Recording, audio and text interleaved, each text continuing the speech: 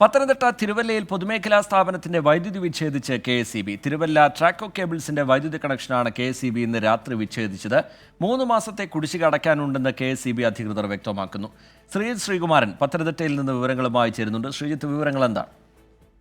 T K, ഈ Traco cables ഏതാണ്ട് ഒരു പ്രതിസന്ധി നേരിട്ടുകൊണ്ടിരിക്കുകയാണ്. ഉൽപാദനമടക്കം വലിയ പ്രതിസന്ധിയിലാണ്.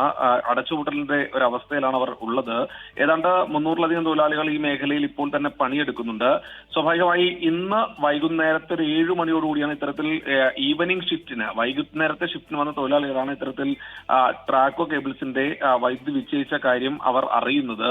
എന്തായാലും 3 മാസത്തെ കുടിശ്ശിക അടയ്ക്കാനുണ്ട് എന്നാണ് കെ.എസ്.ഇ.ബി. പറയുന്നത്.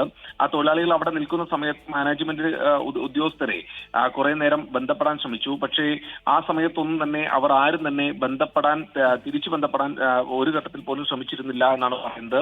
എത്രയാണ് കുടിശ്ശിക എന്നതിനെ കുറിച്ച് തൊഴിലാളികൾക്ക് കൃത്യമായ വിവരങ്ങളില്ല. പക്ഷേ എങ്ങനെയാണ് ഇങ്ങനെ ഒരു പൊതുമേഖലാ സ്ഥാപനത്തിന്റെ വൈദ്യുതി ഒരു മുന്നറിയിപ്പും കൂടാതെ കെ.എസ്.ഇ.ബി. വിച്ഛേദിക്കുക എന്ന ചോദ്യമാണ് തൊഴിലാളികൾ ഉന്നയിക്കുന്നത്. തങ്ങൾ അവിടെ ജോലി ചെയ്യാൻ വന്നതാണ്.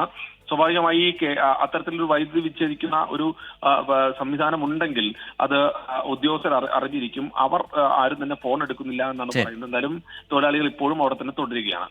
ശരി, ശ്രീകുമാരൻ പത്തനംതിട്ടയിൽ നിന്ന് വിവരങ്ങൾ നൽകുകയായിരുന്നു.